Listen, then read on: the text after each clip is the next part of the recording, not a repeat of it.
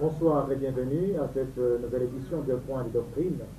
Nous sommes heureux aujourd'hui de recevoir sur ce plateau le professeur John Malala. Le professeur, bonsoir. Bonsoir. Et je voudrais bien vous dire que le professeur John Malala donne cours à l'Université de Floride centrale. Il est professeur de nouvelles technologies médiatiques dans cette université aux États-Unis.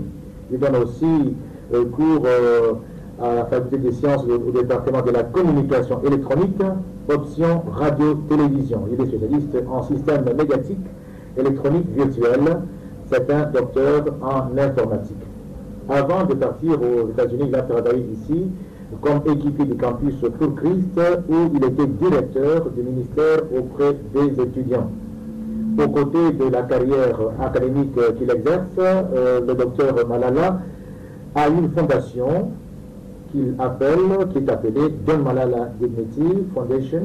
C'est la fondation John Malala pour la dignité, au sein de laquelle il exerce un ministère politique, il dira bien ce que c'est, politique chrétien. Le prof Malala est venu cette fois-ci avec des projets de développement pour la RDC. Nous sommes en tout cas très honorés, professeur, de vous recevoir sur ce plateau. Et là, je m'en vais déjà, après vous avoir introduit, je m'en vais vous poser la première question. De quoi est-ce qu'aujourd'hui vous voulez que nous parlions avec vous? Bon, nous allons parler tout de suite là d'un point très important. Nous parlons de la responsabilité du chrétien et surtout, nous voulons entrer dans un aspect qui va faire allusion au rôle de l'Église dans la reconstruction du pays, spécialement la République démocratique du Congo. Vous savez, il y a tellement de choses qui nécessitent une intervention de l'Église.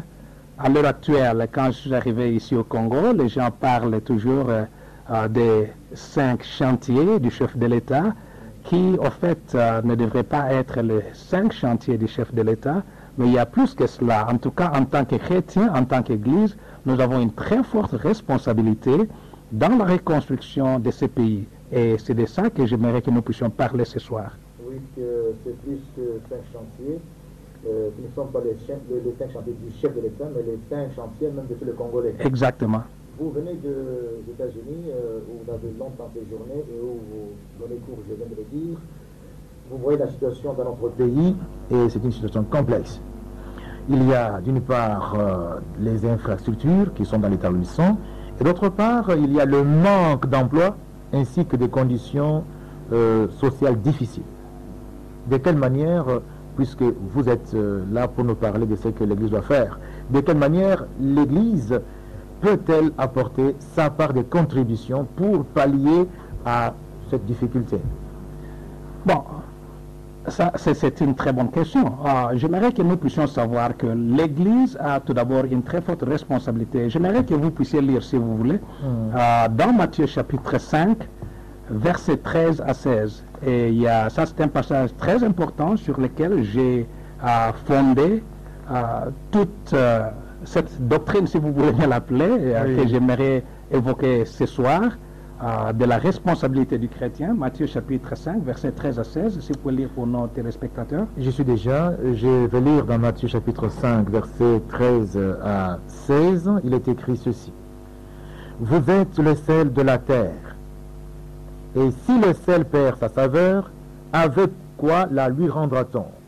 Il ne sert plus qu'à être jeté dehors et foulé aux pieds par les hommes. Vous êtes la lumière du monde. Une ville située sur une montagne ne peut être cachée. Et on n'allume pas une lampe pour la mettre sous le boisseau, mais on la met sur le chandelier et elle éclaire tous ceux qui sont dans la maison. que votre lumière luise ainsi devant les hommes, afin qu'ils voient vos bonnes œuvres et qu'ils glorifient votre Père qui est dans les cieux. Oui. Merci beaucoup, révérend. Vous allez remarquer ici qu'il y a trois exemples, trois illustrations que Jésus venait de donner à ses disciples. Il dit, vous êtes la lumière du monde. Ça, c'est en deuxième position. D'abord, il commence par dire, vous êtes le sel de la terre. Après, il dit, vous êtes la lumière du monde. Oui. Et il parle aussi d'une ville située sur la montagne. Si vous remarquez aujourd'hui ce que vous venez de dire, c'est vrai. Il y a beaucoup d'infrastructures au pays qui se trouvent en état de délabrement. Il y a le manque d'emploi, il y a la situation sociale qui ne va pas, la situation économique ne va pas pour beaucoup de gens. Mais remarquez une chose ici. Quand vous êtes à Kinshasa, c'est vrai, les gens ont déjà perdu ce goût de Kinshasa. Beaucoup de gens ont déjà perdu le goût du Congo. À l'époque, les gens parlaient de Kinshasa. Il y avait une émission à la télévision, on parlait de Kinshasa. Chaque samedi. Exactement. Il y avait Kin Malebo, Kisasa Bisengo, toutes ces choses-là.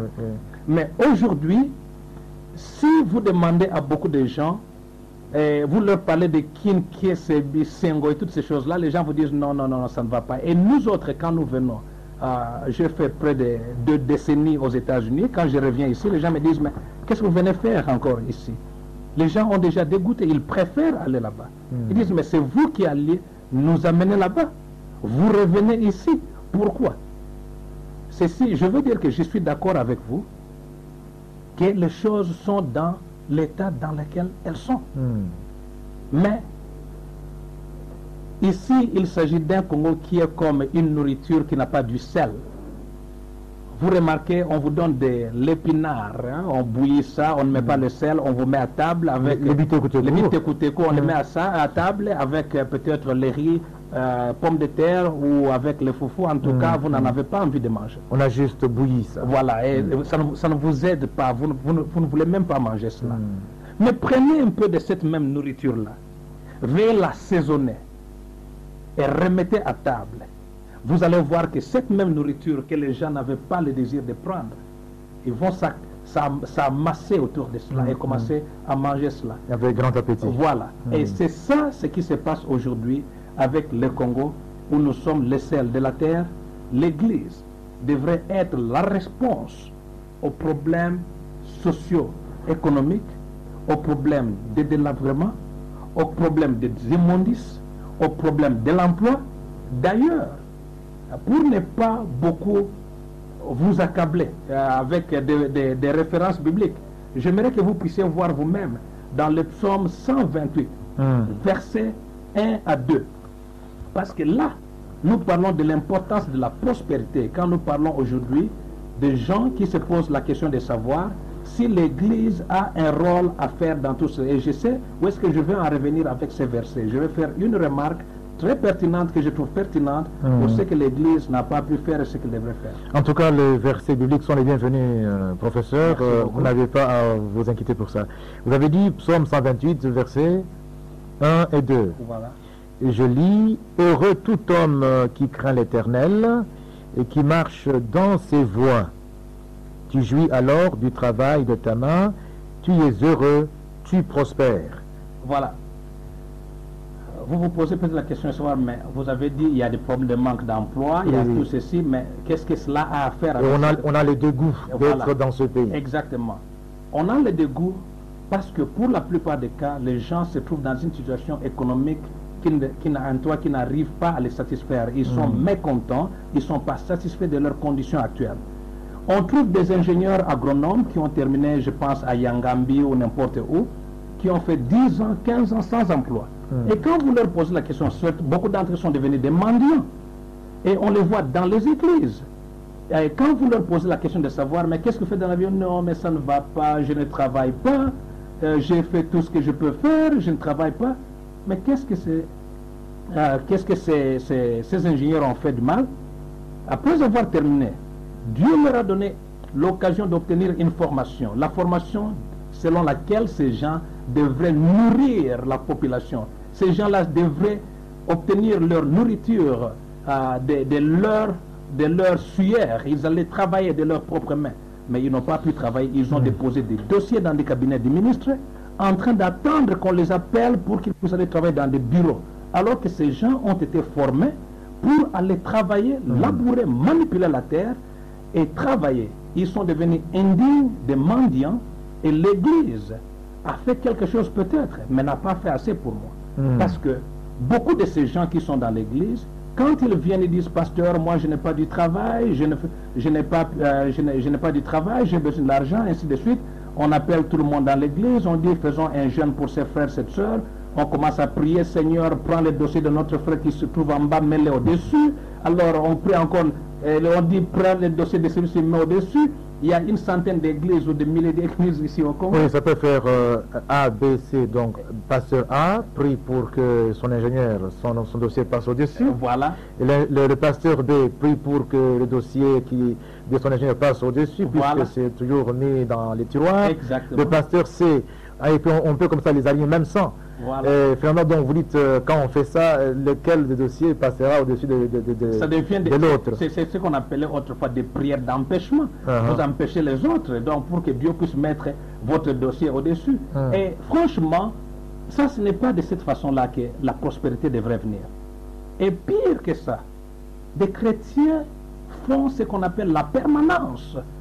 Ils sont dans la permanence de l'église jour et nuit, pendant des semaines, des veillées de prière. Je ne suis pas contre cela, vous connaissez très bien mon background. Donc je connais de quoi il s'agit. Nous nous retrouvons là-bas, les gens sont en train de prier jour et nuit. Ils passent le temps, ils ne veulent pas travailler, ils disent Seigneur, donne-nous l'argent. Ils prient au Seigneur, ouvre des portes, ouvre des portes. Mais la prospérité financière, la prospérité économique n'est pas un miracle. Ça ne vient pas de cette façon-là. La prospérité vient en travaillant.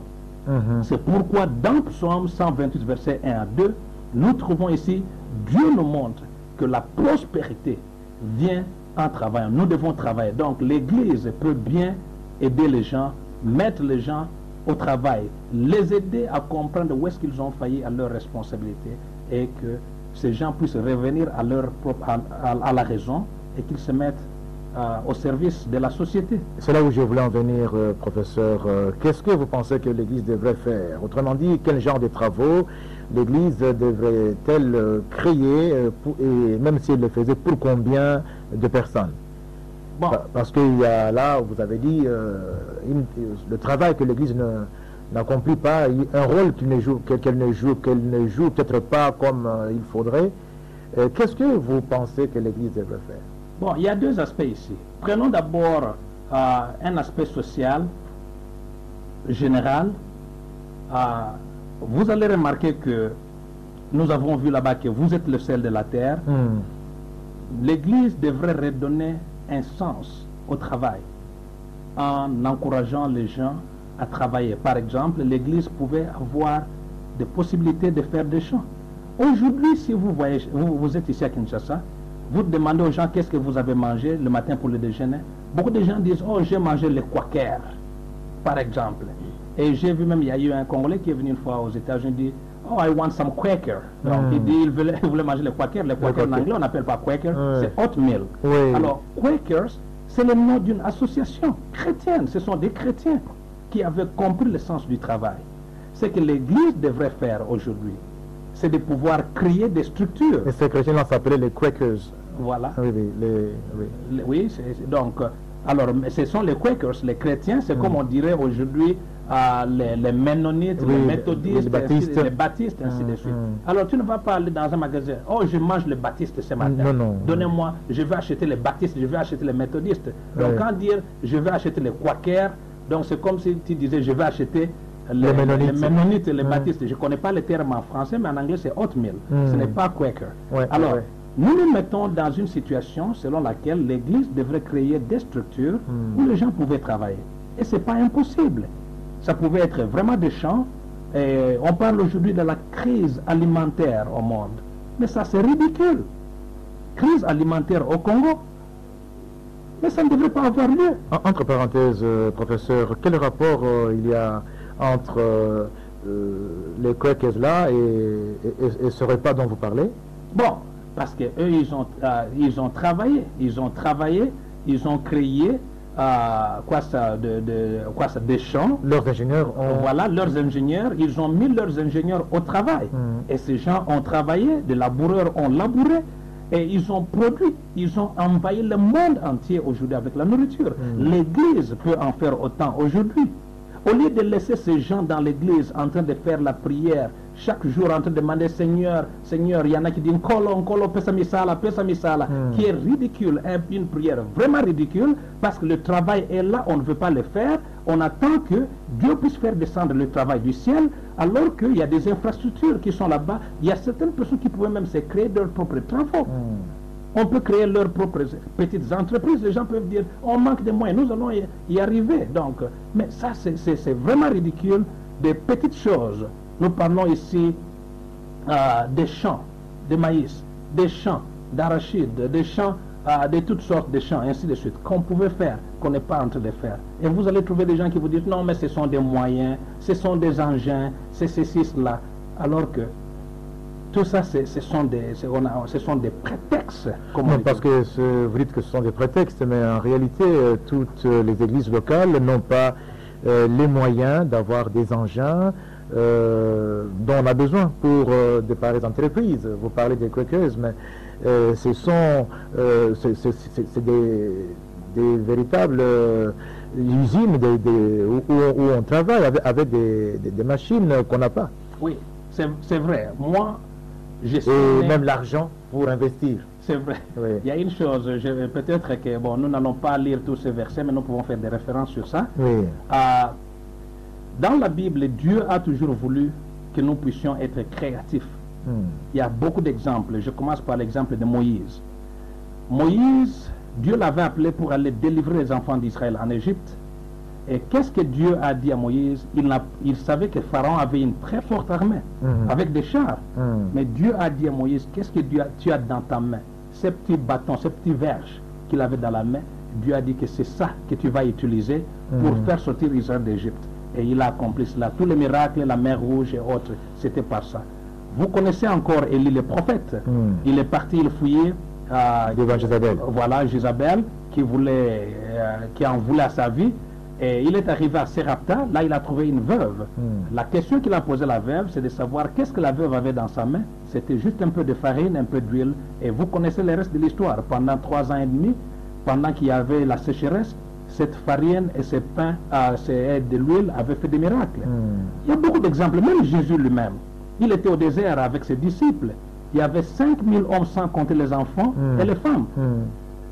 Ils ont dit, ils avaient besoin de la nourriture. Jésus a posé la question de savoir, qu'est-ce que vous avez? En d'autres termes, Dieu aime toujours que nous utilisions ce que nous avons dans nos mains. Je suis né dans les Bandundu.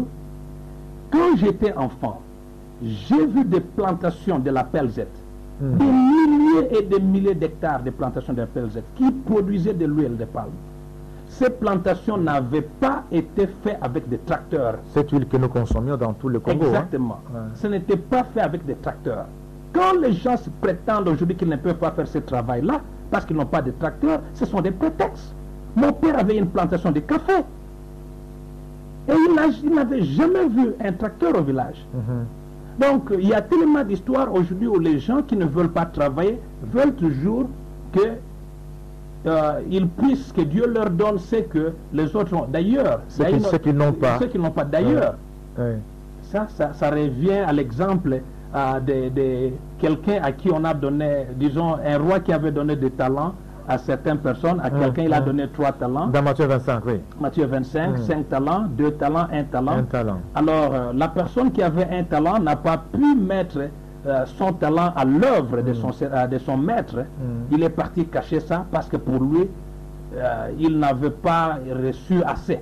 C'est insuffisant. C'est exactement ce qui arrive avec ces personnes qui prétendent qu'ils ne peuvent pas travailler dans des champs aujourd'hui parce qu'ils n'ont pas d'engin.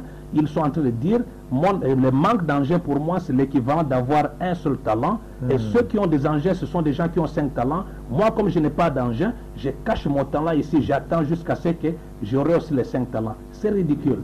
Et nous, en tant qu'Église, nous avons un rôle à jouer pour changer cette situation.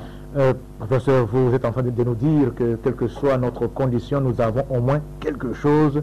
Dieu ne nous a pas laissé sans rien. Et avec ce quelque chose-là, c'est à partir de ce quelque chose-là que Dieu attend que nous puissions, en tout cas, rentabiliser. Exactement. Et produire. Et à partir de ça, nous pouvons être bénis comme dans le psaume 128. Exactement. Parce que vous parlez du talent, il y a donc... vous voulez nous dire que celui qui avait un talent devait aussi rentabiliser le talent qu'il avait, et non dire que puisqu'il n'a pas de talent, il devait croiser les bras. Exactement, exactement ça. Et alors là, ça c'est quand même un défi, professeur, que vous lancez aux églises locales, parce que le refrain que vous entendrez si vous allez ici et là, dans plus d'une église locale, ça sera toujours que nous attendons que les ONG nous aident, nous attendons que l'État ou le gouvernement, que les églises du Nord nous envoient quelque chose pour que nous vivions avec ça. Donc on envoie, ils consomment, on envoie, ils consomment. Vous, on dirait que vous avez une autre vue. Oui, il y a une chose, ce que vous venez de dire là, c'est très pertinent, parce que ce qui se passe aujourd'hui au Congo, les gens sont en train d'attendre que les autres leur donnent. D'ailleurs, je suis venu ici dernièrement, il y a une sœur là américaine qui était venue avec moi, Julie McColfish, que beaucoup d'entre vous connaissez. Nous avons fait des déclarations comme quoi, en tout cas, beaucoup d'Américains, des églises américaines et beaucoup d'églises occidentales n'ont plus cet intérêt-là de continuer à donner. Ils sont fatigués de toutes ces choses-là. Alors, ce que moi, personnellement, avec ma fondation, ce que nous sommes en train de vouloir faire, c'est de pouvoir encourager ici les églises à entrer dans une phase pratique où nous pouvons faire des choses qui vont nous aider à produire ici localement. On doit cesser cette mendicité. Et les gens, les Congolais, non seulement qu'ils attendent de l'étranger, ils attendent trop de leur gouvernement. Tout le temps. Une petite histoire qui se passe sur une avenue, quelque part. Au lieu même, je ne dis même pas qu'il devrait demander au chef de l'avenue, au lieu même de parler du chef de l'avenue, il parle toujours gouvernement. C'est comme si le gouvernement central devrait faire ce qu'on appelle le micromanagement. Donc aller au plus petit détail pour commencer à faire des choses. On attend trop de l'État, on attend trop de l'étranger, on attend trop des autres, alors qu'on a quelque chose. Les Congolais sont paresseux. Ils sont paresseux. Je sais qu'il y a beaucoup de gens qui ne vont pas croire à cela, mais ils sont paresseux. Si les Congolais pouvaient travailler, malheureusement notre mission a une certaine durée, mais je peux vous donner beaucoup d'exemples. Des Congolais qui ont construit des vestes, des abacos pendant des années et des années. Combien d'abacos vous voyez, combien de vestes vous voyez que les Congolais exportent dans des magasins en Occident aujourd'hui? Et tous les Congolais préfèrent aller acheter des vestes maintenant ailleurs pour venir revendre. Je ne veux pas citer où, mais ces derniers temps, ils sont en train d'aller acheter dans un pays qui n'avait jamais porté de vestes. Les Congolais ont porté des vestes pendant longtemps. Les couturiers congolais ont travaillé pendant longtemps. Mais ces derniers temps, vous voyez où est-ce que les Congolais sont en train de partir? Vous auriez voulu que ça se fasse comment, au contraire? Bon, tout ça, qu'est-ce que vous pouvez suggérer aux Congolais? Qu'ils aillent acheter chez les Congolais bien ailleurs? Bon, je ne dis pas qu'ils ne peuvent pas aller acheter ailleurs. Le problème qui est là, s'ils achètent ailleurs, c'est parce que ceux qui devraient produire ne sont pas en train de produire la façon dont ils devraient produire. Ils n'ont pas mis un produit sur le marché qui devrait attirer les gens. Ils n'ont pas pu travailler comme ils devraient travailler. Professeur, vous venez d'un pays qui est souvent cité un modèle dans ce qu'on peut appeler l'initiative personnelle, individuelle pour le développement du pays. Vous semblez me dire que quand il y a un problème sur la rue, très souvent, même l'église qui est sur cette rue-là attend que le gouvernement, et pas le gouvernement, il sous-entend le président, vienne enlever les immondices qui sont sur cette rue. Vous pensez qu'est-ce que vous conseillerez donc aux Congolais que nous sommes, surtout aux chrétiens congolais que nous sommes, pour qu'il y ait une nouvelle donne dans la dynamique de développement? Voilà. L'Église est le sel de la terre, l'Église est la lumière du monde, une ville située sur la montagne. Si nous sommes le sel de la terre et qu'il y a des immondices autour de nous, au lieu de nous prétendre que nous sommes remplis du Saint-Esprit, on se met là-bas, on crie toujours remplis, nous sommes remplis du Saint-Esprit, alors que ceux qui savent être remplis du Saint-Esprit, être remplis de Jésus, il y a des immondices autour d'eux. Les églises devraient donner cet exemple par commencer à enlever ces immondices qui sont devant l'église. Il y a des fois des petits trous que les églises pouvaient couvrir, qu'ils n'arrivent même pas à couvrir. Et ici, je ne suis pas en train de marteler les églises, mais je pense qu'en tant que chrétiens, nous devons être honnêtes. Nous avons notre part de responsabilité. Nous devrions faire quelque chose. Parce que quand il y a obscurité, on a besoin de la lumière. Et c'est cette lumière qui devrait nous guider à une bonne destination. Et Jésus nous dit, vous êtes la lumière du monde, vous êtes la lumière du Congo. Aujourd'hui, si on posait la question à quelqu'un, la fois passée, nous, on était en train de chercher la maison du pasteur Sita Luemba. On arrive quelque part, on voit, on devrait prendre un dîner chez lui, on arrive quelque part, on demande à quelqu'un, est-ce que vous connaissez chez pasteur Sita? Oh, mais oui, pasteur Sita, mais oui, je peux vous amener là-bas. On l'a pris, il est monté à bord, la voiture, nous sommes allés. Et moi, je lui pose la question, mais comment est-ce que vous avez connu la maison? Il dit, oh, mais ça, c'est notre pasteur. Moi, je dis, vous allez dans son église? Il dit, non, c'est notre pasteur, tout le monde le connaît. Ça, c'est l'exemple d'une ville située sur la montagne. Elle est perçue de tous. Beaucoup d'églises aujourd'hui, sur leurs avenues, propres avenues, vous pouvez aller vous demander aux gens, connaissez-vous telle ou telle église? Les gens vont dire, ah mais non, moi je ne connais même pas où se trouve l'église. Pourquoi? Parce que l'église n'a rien fait qui puisse avoir de l'impact sur cette avenue. L'église devrait être une ville située sur la montagne. Les chrétiens de cette église devraient être une ville située sur la montagne. On devrait le voir peut-être le samedi, chaque samedi, cette église devrait faire quelque chose pour mettre de l'ordre, de la propriété devant l'église, peut-être une partie de cette avenue pour avoir de l'impact. Si vous posez à quelqu'un aujourd'hui la question de savoir, vous connaissez Werason, la plupart des Congolais vont dire, oh oui, on le connaît. Il est comme une ville située sur la montagne. Vous connaissez Kofi Olomide, on le connaît. Une ville située sur la montagne. Dans son domaine. Dans son domaine, bien sûr. Mais vous posez la question peut-être, connaissez-vous tel pasteur sur l'avenue même? Ou même telle église. Telle église, sur cette même avenue. Les gens disent non, on ne connaît pas. Nous recevons, on vous rappelle, le professeur John Malala, qui est invité du pasteur Sita Luemba. Et il nous vient fraîchement des États-Unis et nous sommes en train de parler avec lui sur un problème qui le préoccupe beaucoup. Comment l'Église devrait se retrouver intégrée dans le processus de reconstruction et du développement. C'est là où je pose la question, professeur. Est-ce que vous croyez que la mission de l'Église est compatible à la reconstruction du pays ou aux affaires sociales? Est-ce que c'est compatible avec cette reconstruction? Est-ce que c'est compatible avec les problèmes sociaux? Je pense que vous connaissez très bien, dès le départ, dans Genèse, Dieu a donné à l'homme la responsabilité de prendre soin de la société dans laquelle il se trouvait. Il a travaillé pendant 6 jours, le 7e jour il s'est reposé, et quand il a créé l'homme, il lui a donné la responsabilité, il lui a dit de bien prendre soin, de bien gérer la terre. Donc, en tant que chrétien, nous avons une responsabilité de bien gérer notre terre. En tout cas, c'est la première tâche, hein? Il devait entretenir le jardin. Voilà. En tout cas, il faut travailler, voilà. C'était clair, voilà. Avec l'homme. Hein, le travail. Oui. Dieu a montré à l'Église qu'il fallait travailler. Dieu ne s'est pas laissé là-bas, il a d'abord travaillé, il a montré un exemple. L'Église a cette responsabilité. Je pense que dans la Bible, Jérémie chapitre 29, verset 7, j'aimerais que laisse-moi lire cela. Oui, Jérémie 29, verset 7, il est dit ceci: recherchez le bien de la ville où je vous ai mené en captivité et priez l'Éternel en sa faveur, parce que votre bonheur dépend du sien. Voilà. Quand on pose la question de savoir si le rôle de l'Église est compatible à la vie sociale, au développement, Jérémie 29,7 nous dit que l'Église, les chrétiens, le croyant, l'homme de Dieu devrait chercher le bien-être de la ville dans laquelle il se trouve. En tout cas, le bien-être temporel s'entend. Exactement. Donc ici, il ne s'agit pas de quelque chose de spirituel.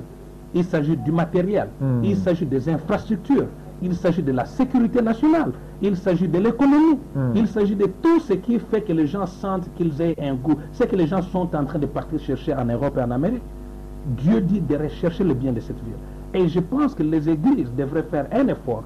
Ils prient, je sais très bien, j'ai vu en tout cas la façon dont il y a les gens prient au Congo. Si ces prières-là pouvaient se transformer aussi, cet enthousiasme-là pouvait être transformé par des enthousiasmes pratiques. En tout cas, on aurait un pays qui devrait être envié de tous.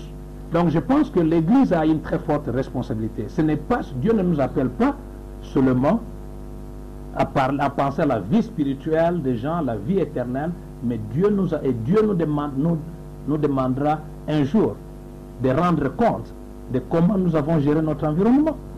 Qu'on le dise, qu'on accepte ou pas, c'est biblique, parce que dès le départ, Dieu a donné cette responsabilité. Il ne s'est jamais repenti de cette responsabilité, de cet ordre-là qu'il a donné à l'homme. Il ne s'est jamais repenti. Et d'ailleurs, l'apôtre Paul a dit que celui qui ne travaille pas ne mange pas non plus. C'est-à-dire qu'il y a quelque chose ici avec le travail. Nous avons raison de pouvoir insister que les chrétiens et l'Église doivent faire de leur mieux pour participer à la reconstruction de ce pays et aussi à participer au développement socio-économique du Congo. Professeur, merci beaucoup de réponses que vous êtes en train de donner. Mais comme je l'ai dit, vous venez des États-Unis, c'est un pays où la séparation entre l'Église et l'État est nette. En tout cas, c'est connu que l'État est séparé de l'Église. Qu'en est-il donc de cette notion de séparation entre l'Église et l'État, puisque vous êtes en train de nous envoyer dans une direction qui semble nous faire poser beaucoup de questions préoccupantes. Mais ce principe séparation État-Église, comment vous l'intégrez à votre discours? Bon, ça c'est une très bonne question, c'est pertinent. Je pense que le verset que nous venons d'utiliser tout de suite là, quand nous avons parlé de Jérémie 29, 7, je pense que c'est aussi la même chose. Dieu veut que nous puissions chercher le bien-être de ces pays. Et en tant que chrétiens, vraiment nous avons cette responsabilité. Vous vous rappellerez que quand on parle de la séparation de l'Église de l'État aux États-Unis, il y a ce qu'on appelle le First Amendment. Donc dans la Constitution des États-Unis, il y a la loi qui demande que le Congrès ne devait pas imposer aux gens d'avoir une certaine religion, ne devrait pas aussi empêcher les gens à prier, ne devrait pas empêcher aux gens à se réunir, ainsi de suite, beaucoup de choses. La liberté, voilà, de la presse, d'opinion, ainsi de suite. Et on a aussi parlé quand on parle de cela, on dit que on ne veut pas que l'Église, l'État puisse commencer à s'imposer sur la façon dont les églises devraient exercer leur ministère. On parle de l'ingérence de l'État dans l'Église. On ne devrait pas vous dire non, votre doctrine n'est pas une bonne doctrine. Je pense que les baptêmes devraient se faire comme ceci, comme cela. Donc on ne veut pas qu'il y ait une église État ou un État chrétien ou quoi que ce soit dans ce contexte-là. Les États-Unis, bien sûr qu'on dit que c'est un pays chrétien, mais vraiment il y a cette séparation-là où dans les églises, quand il s'agit d'une activité qui est supportée par l'État, financée par l'État, cette activité-là doit bénéficier tout le monde, quelles que soient les confessions. Alors, quelles que soient les convictions chrétiennes ou païennes ou quoi que ce soit, mais si c'est financé par le gouvernement, donc ce n'est pas quelque chose que l'État devrait imposer à l'Église de comment faire. Donc, quand nous parlons de non-ingérence, de la séparation, c'est dans ce contexte. Mais on ne veut pas dire que l'Église ne devrait pas aider. D'ailleurs, l'Église et l'État devraient travailler ensemble pour le bien-être des chrétiens, pour le bien-être des païens, pour le bien-être de tout le monde. Parce que Dieu est bon, il fait pleuvoir sur les bons et sur les méchants. Il ne fait pas pleuvoir seulement sur les chrétiens. Vous êtes en train de dire, professeur, que le principe de séparation, c'est comme pour dire, l'Église n'a pas à recevoir les injonctions de la gestion des choses de l'Église de la part de l'État. L'État qui vient, qui montre, qui doit dire à l'Église comment elle doit diriger l'Église, comment elle doit gérer les brebis qui sont... Bon, quel salaire on doit donner au pasteur, des choses qui concernent vraiment la vie à l'intérieur de l'Église. Et même aussi, l'Église ne devrait pas s'imposer comme étant, comme étant le modèle, le seul modèle confessionnel derrière laquelle tous tout le peuple, toute la nation devrait... oui. Là, donc, la séparation est là, vous l'avez dit, mais le chrétien est quand même citoyen de son pays. Exactement. Et d'ailleurs, la Bible dit que le magistrat est un serviteur de Dieu. Donc Dieu a mis les magistrats, même les païens qui travaillent, les non-chrétiens qui travaillent à la tête de l'église du pays, ont été mis là-bas par Dieu. C'est ce que la Bible nous dit. Alors là, en tant que citoyen, le chrétien, d'après ce que vous nous dites ici, il devrait être plutôt la ville située sur la montagne qui montre... qui est perçue de tous. Les gens devraient savoir. Et qui est modèle aussi. Oui, un modèle. Voilà. Ah, oui.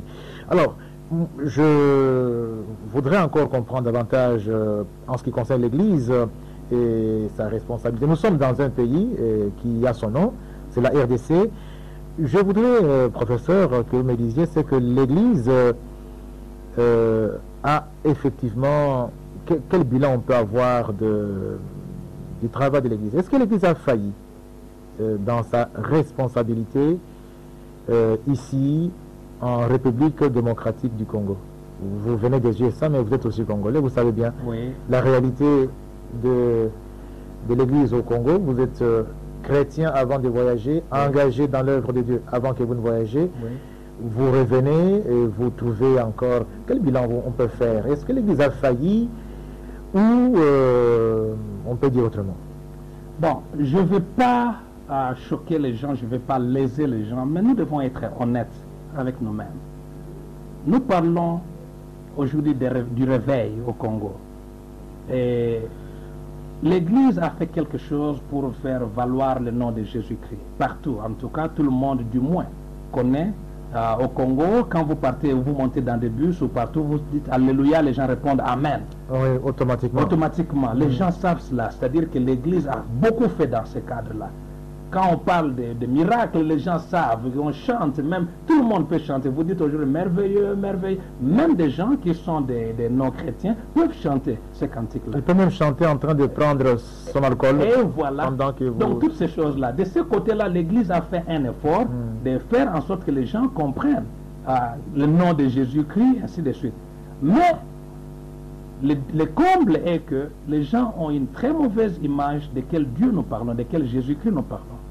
Et on crache au visage de notre Seigneur Jésus-Christ parce que l'Église a en moitié failli en partie. D'une part, l'Église a fait un grand effort de pouvoir proclamer ce nom, mais sur le plan pratique, il y a une contradiction entre ces dieux-là qui donnent la vie abondante.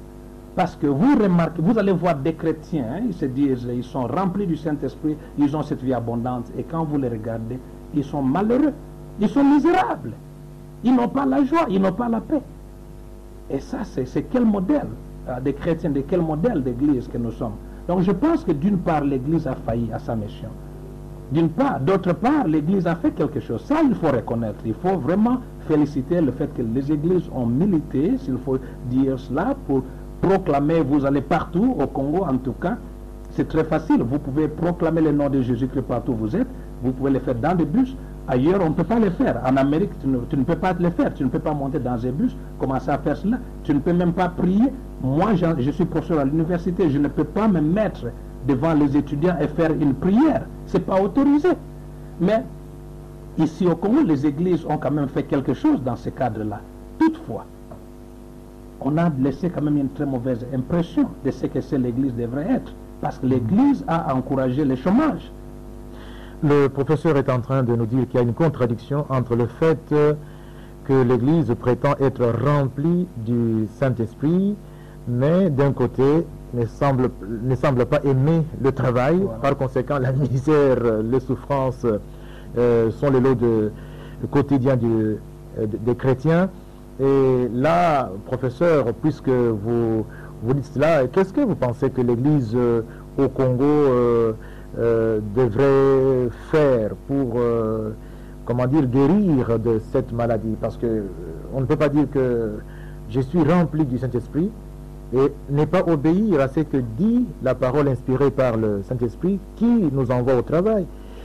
Qu'est-ce que vous pouvez donc conseiller Comme ça, à supposer que moi je suis pasteur, vous me dites, bon, pasteur, votre église, qu'est-ce que vous pouvez me dire comme ça pour que nous puissions nous retrouver dans la vision biblique de l'église? Bon, il faut commencer par être humble d'abord, parce qu'il y a une certaine attitude parmi les chrétiens et surtout au Congo de ne pas vouloir changer le status quo, comme on le dit, donc un statut là, quelque chose qui a été fait pendant plusieurs années, on pense que c'est comme ça, et on n'aime pas que les gens donnent des points de vue contraires au point de vue auquel on est habitué.